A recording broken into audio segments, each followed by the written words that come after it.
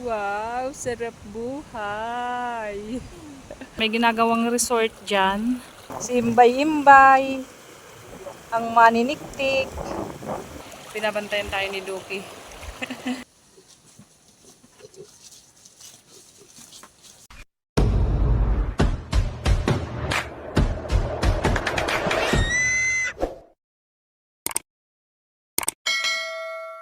Ay mga kasinag, magandang araw po. Kumusta po kayo?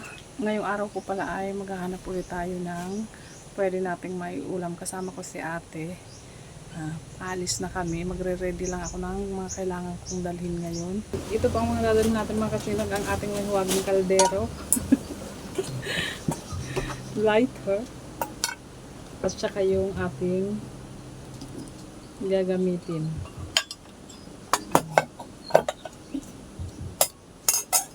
Marami yung dinala ko para may reserva tayo mga kasinag. Ayan, may tubig na tayo.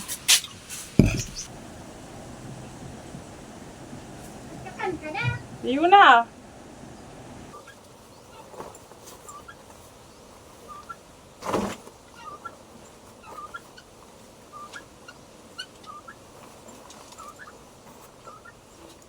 I-check muna natin mga kasinag ang ating kambing.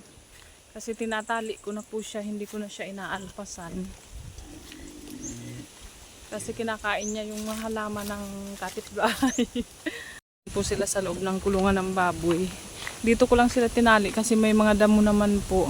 Tapos, kung umulan, pwede silang makasilong dyan sa kulungan ng baboy. Tingnan natin yung ating mga pigi. Ating barako. Kasi pinabarakuhan natin si Upay kahapon. Ito naman si Kambing makulit. Ito naman si Star nagpapadede. Merong tanim si Imboy na ano dito, di agwa. Kumukuha ako dito lagi. Pinapakain ko sa mga biik, ayan. Kunti na, kunti na lang ang dahon. Pero pwede pa natin itong bawasan.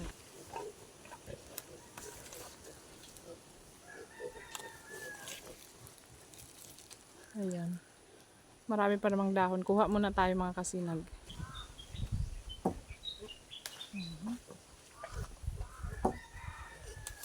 Okay na siguro ito mga kasinag. Bigyan natin sa ating mga baby pig.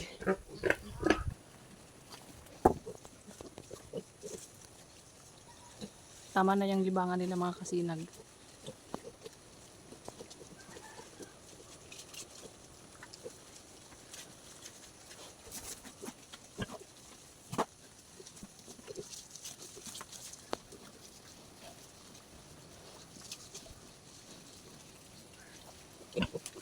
Relax yung baby kambing mga kasinag, oh. Panguya-nguya lang. Ito naman si Pito, ito. Ay ko!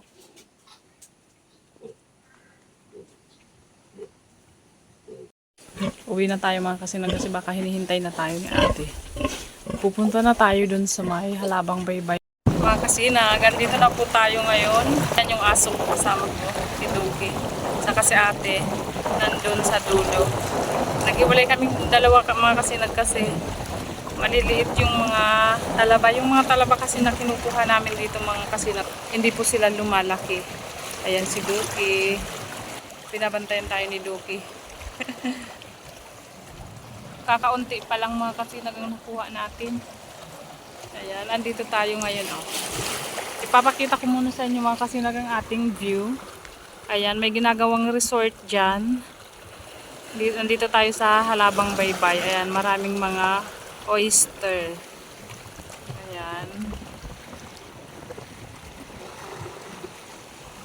Makulimlim mga kasinag, kaya medyo malungkot ang panahon. Ayan, ang dami sana mga kasinag kaso sobrang liliit niya. Duki! Manguha muna tayo mga kasinag. Wag lang mahulog ang cellphone natin. Baka mahulog.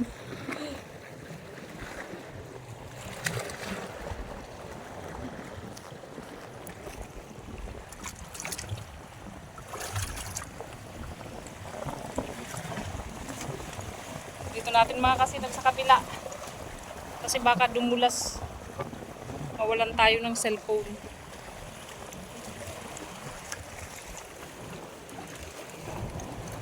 Mahirap mag-video mga kasinag. Tawang nangunguha tayo kasi baka mahulog ang cellphone natin. Kaya update ko na lang po kayo mamaya mga kasinag kung gaano karami yung makukuha natin. Mga kasinag, alas 3:30 na ng hapon. Ayan na si Bunso at saka si Yunisa. Medyo marami na yung nakuha natin mga kasinag. Ayan. Malapit nang mapuno.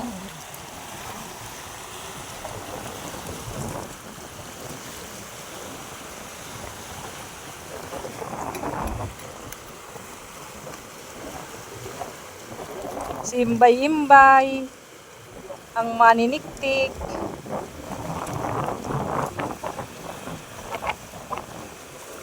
Be.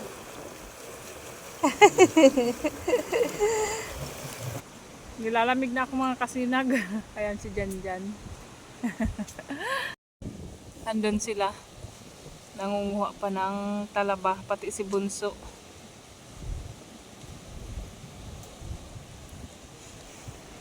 Pati yung aso ko mga kasinag nilalamig na rin. Wow, sarap buhay. Ito kasing pinagkuhaan namin ng talaba mga kasinag. Ano ito? Dito po ito sa may proper. Dinadaanan ng mga bata papasok sa eskwelahan. Kaya nakita nila kami dito, dumaan na rin sila. Mamaya-maya mga kasinag, uuwi na rin po kami. Mga kasinag, dito na po kami sa bahay. Nakakapagod mga kasinag. Kasi naglakad pa kami ng malayo. Mag-aasikaso po ako, magpapakain pa ako ng ating mga alaga.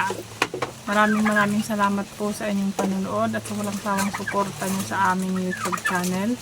Maraming salamat po ulit. Bye-bye.